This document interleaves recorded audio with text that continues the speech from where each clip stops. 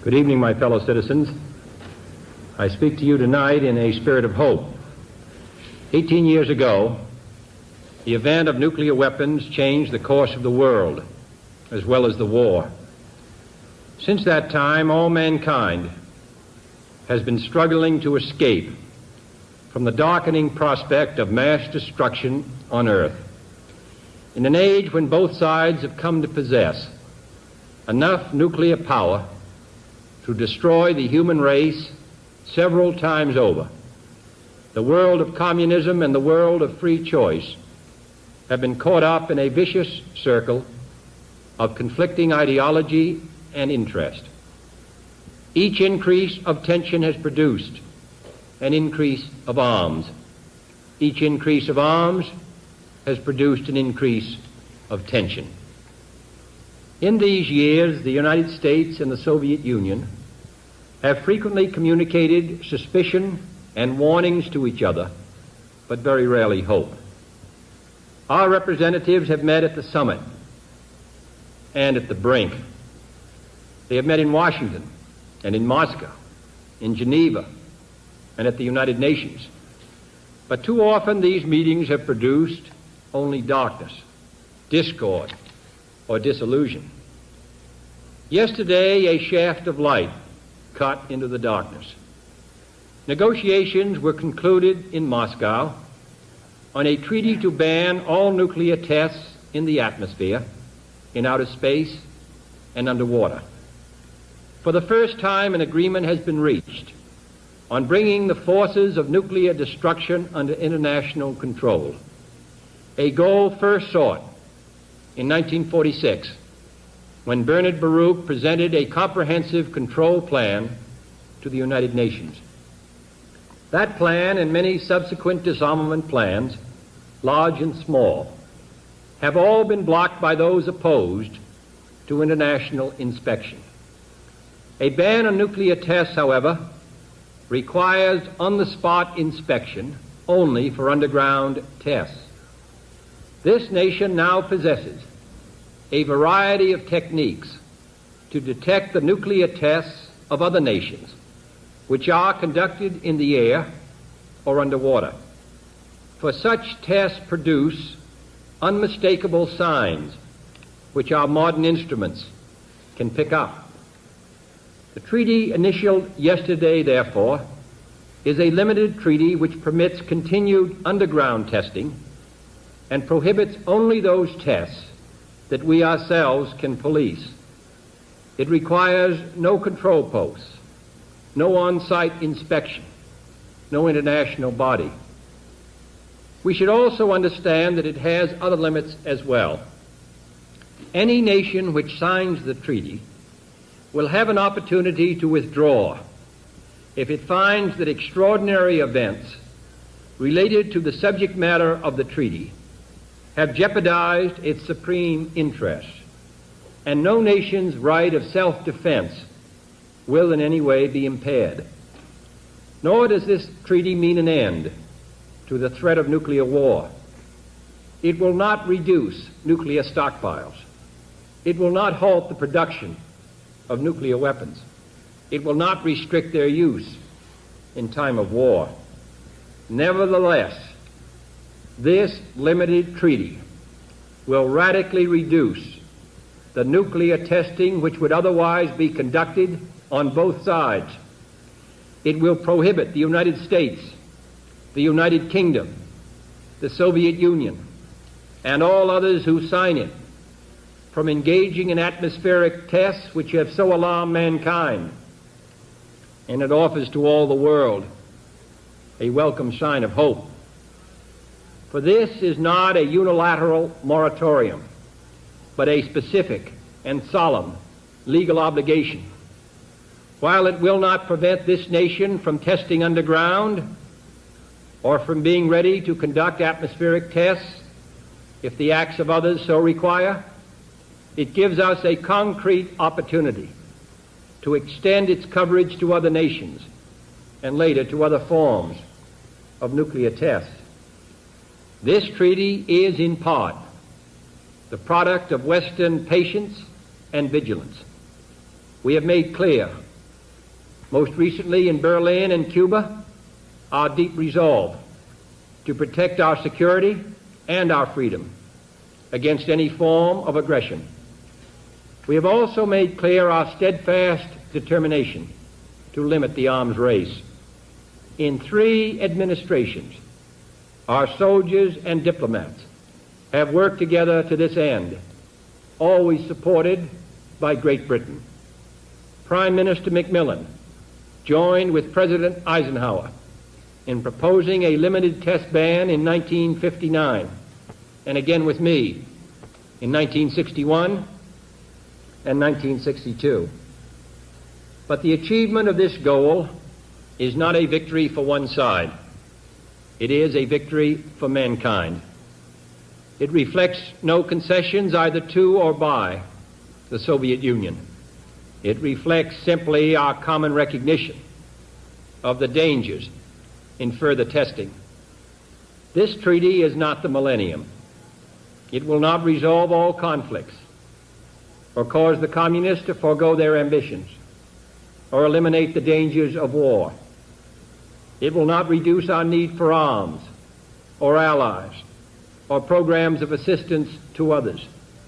But it is an important first step, a step towards peace, a step towards reason, a step away from war. Here is what this step can mean to you and to your children and your neighbors. First, this treaty can be a step towards reduced world tension and broader areas of agreement. The Moscow talks have reached no agreement on any other subject, nor is this treaty conditioned on any other matter. Under-Secretary Harriman made it clear that any non-aggression arrangements across the division in Europe would require full consultation with our allies and full attention to their interests. He also made clear our strong preference for a more comprehensive treaty banning all tests everywhere, and our ultimate hope for general and complete disarmament. The Soviet government, however, is still unwilling to accept the inspection such goals require. No one can predict with certainty, therefore, what further agreements, if any, can be built on the foundations of this one. They could include controls on preparations for surprise attack or on numbers and type of armaments. There could be further limitations on the spread of nuclear weapons. The important point is that efforts to seek new agreements will go forward. But the difficulty of predicting the next step is no reason to be reluctant about this step. Nuclear test ban negotiations have long been a symbol of East-West disagreement. If this treaty can also be a symbol, if it can symbolize the end of one era and the beginning of another, if both sides can, by this treaty, gain confidence and experience in peaceful collaboration, then this short and simple treaty may well become an historic mark in man's age-old pursuit of peace. Western policies have long been designed to persuade the Soviet Union to renounce aggression, direct or indirect, so that their people and all people may live and let live in peace. The unlimited testing of new weapons of war cannot lead towards that end. But this treaty, if it can be followed by further progress, can clearly move in that direction. I do not say that a world without aggression or threats of war would be an easy world. It will bring new problems, new challenges from the communists, new dangers of relaxing our vigilance or of mistaking their intent. But those dangers pale in comparison to those of the spiraling arms race and a collision course towards war. Since the beginning of history, war has been mankind's constant companion. It has been the rule, not the exception. Even a nation as young and as peace-loving as our own, has fought through 8 wars, and 3 times in the last 2 years and a half, I have been required to report to you as President that this nation and the Soviet Union stood on the verge of direct military confrontation in Laos, in Berlin, and in Cuba. A war today or tomorrow, if it led to nuclear war, would not be like any war in history.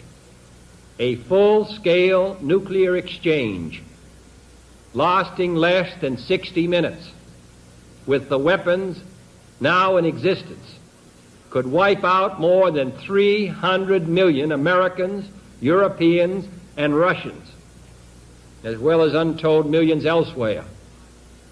And the survivors, as Chairman Khrushchev warned the communist Chinese, the survivors would envy the dead, for they would inherit a world so devastated by explosion and poison and fire that today we cannot even conceive of its horrors. So let us try to turn the world away from war. Let us make the most of this opportunity and every opportunity to reduce tension, to slow down the perilous nuclear arms race, and to check the world's slide towards final annihilation. Second, this treaty can be a step towards freeing the world from the fears and dangers of radioactive fallout. Our own atmospheric tests last year were conducted under conditions which restricted such fallout to an absolute minimum. But over the years, the number and the yield of weapons tested have rapidly increased, and so have the radioactive hazards from such testing. Continued, unrestricted testing by the nuclear powers, joined in time by other nations which may be less adept in limiting pollution, will increasingly contaminate the air that all of us must breathe. Even then, the number of children and grandchildren with cancer in their bones, with leukemia in their blood, or with poison in their lungs might seem statistically small to some in comparison with natural health hazards. But this is not a natural health hazard, and it is not a statistical issue. The loss of even one human life, or the malformation of even one baby, who may be born long after all of us have gone, should be of concern to us all. Our children and grandchildren are not merely statistics towards which we can be indifferent, nor does this affect the nuclear powers alone. These tests befoul the air of all men in all nations, the committed and the uncommitted alike, without their knowledge and without their consent. That is why the continuation of atmospheric testing causes so many countries to regard all nuclear powers as equally evil, and we can hope that its prevention will enable those countries to see the world more clearly, while enabling all the world to breathe more easily. Third, this treaty can be a step towards preventing the spread of nuclear weapons to nations not now possessing them. During the next several years, in addition to the 4 current nuclear powers, a small but significant number of nations will have the intellectual, physical, and financial resources to produce both nuclear weapons and the means of delivering them. In times, it is estimated, many other nations will have either this capacity or other ways of obtaining nuclear warheads, even as missiles can be commercially purchased today. I ask you to stop and think for a moment what it would mean to have nuclear weapons in so many hands, in the hands of countries large and small, stable and unstable, responsible and irresponsible, scattered throughout the world. There would be no rest for anyone then, no stability, no real security, and no chance of effective disarmament. There would only be the increased chance of accidental war and an increased necessity for the great powers to involve themselves in what otherwise would be local conflicts. If only one thermonuclear bomb were to be dropped on any American, Russian, or any other city, whether it was launched by accident or design, by a madman or by an enemy, by a large nation or by a small, from any corner of the world, that one bomb could release more destructive power on the inhabitants of that one helpless city than all the bombs dropped in the Second World War. Neither the United States, nor the Soviet Union, nor the United Kingdom, nor France can look forward to that day with equanimity. We have a great obligation. All four nuclear powers have a great obligation to use whatever time remains to prevent the spread of nuclear weapons, to persuade other countries not to test, transfer, acquire, possess, or produce such weapons. This treaty can be the opening wedge in that campaign. It provides that none of the parties will assist other nations to test in the forbidden environments. It opens the door for further agreements on the control of nuclear weapons. And it is open for all nations to sign, for it is in the interest of all nations. And already we have heard from a number of countries who wish to join with us promptly. Fourth and finally, this treaty can limit the nuclear arms race in ways which, on balance, will strengthen our nation's security far more than the continuation of unrestricted testing. For in today's world, a nation's security does not always increase as its arms increase when its adversary is doing the same. And unlimited competition in the testing and development of new types of destructive nuclear weapons will not make the world safer for either side. Under this limited treaty, on the other hand, the testing of other nations could never be sufficient to offset the ability of our strategic forces to deter or survive a nuclear attack and to penetrate and destroy an aggressor's homeland. We have, and under this treaty we will continue to have, the nuclear strength that we need. It is true that the Soviets have tested nuclear weapons of a yield higher than that which we thought to be necessary. But the 100-megaton bomb of which they spoke 2 years ago does not and will not change the balance of strategic power. The United States has chosen deliberately to concentrate on more mobile and more efficient weapons with lower but entirely sufficient yield, and our security is therefore not impaired by the treaty I am discussing. It is also true, as Mr. Khrushchev would agree, that nations cannot afford, in these matters, to rely simply on the good faith of their adversaries. We have not, therefore, overlooked the risk of secret violations. There is at present a possibility that deep in outer space, that hundreds and thousands and millions of miles away from the Earth, illegal tests might go undetected. But we already have the capability to construct a system of observation that would make such tests almost impossible to conceal. And we can decide at any time whether such a system is needed in the light of the limited risk to us and the limited reward to others of violations attempted at that range.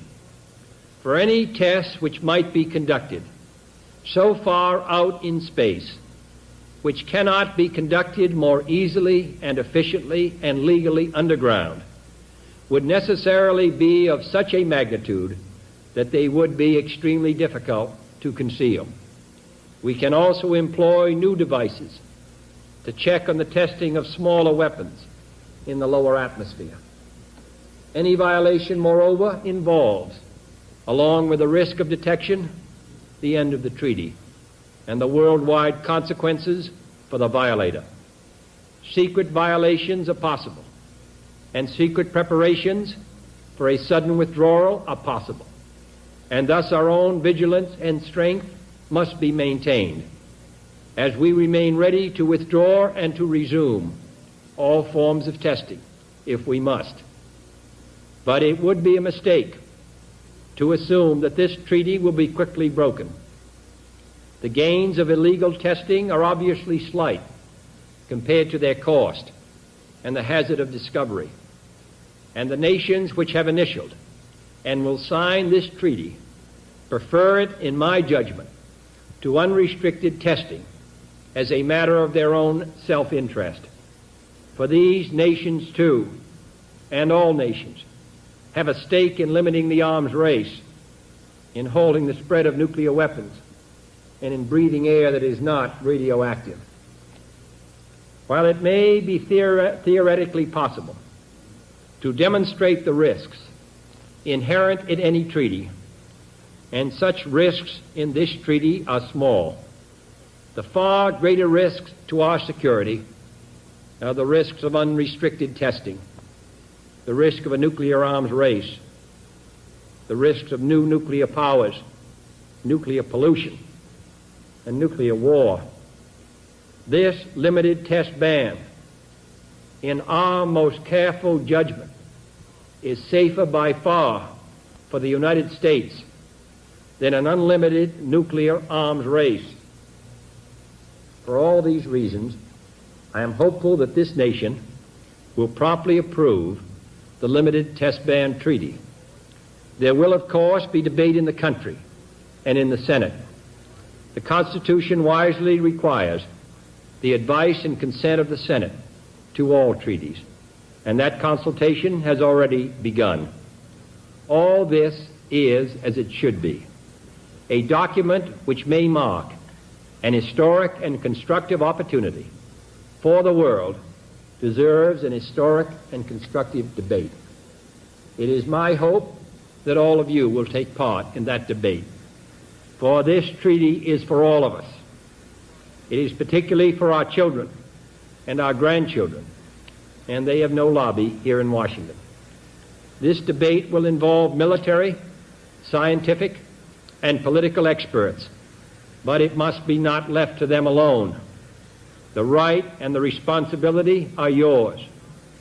If we are to open new doorways to peace, if we are to seize this rare opportunity for progress, if we are to be as bold and far-sighted in our control of weapons as we have been in their invention, then let us now show all the world, on this side of the wall and the other, that a strong America also stands for peace. There is no cause for complacence. We have learned in times past that the spirit of one moment or place can be gone in the next. We have been disappointed more than once, and we have no illusions now that there are shortcuts in the road to peace. At many points around the globe, the communists are continuing their efforts to exploit weakness and poverty. Their concentration of nuclear and conventional arms must still be deterred. The familiar contest between choice and coercion, the familiar places of danger and conflict are all still there, in Cuba, in Southeast Asia, in Berlin, and all around the globe, still requiring all the strength and the vigilance that we can muster. Nothing could more greatly damage our cause than if we and our allies were to believe that peace has already been achieved and that our strength and unity were no longer required. But now, for the first time in many years, the path of peace may be open. No one can be certain what the future will bring. No one can say whether the time has come for an easing of the struggle. But history and our own conscience will judge us harshly if we do not now make every effort to test our hopes by action. And this is the place to begin. According to the ancient Chinese proverb, a journey of 1,000 miles must begin with a single step. My fellow Americans, let us take that first step. Let us, if we can, step back from the shadows of war and seek out the way of peace. And if that journey is 1,000 miles or even more, let history record that we, in this land, at this time, took the first step. Thank you, and good night. You have just heard an address to the nation by the President of the United States.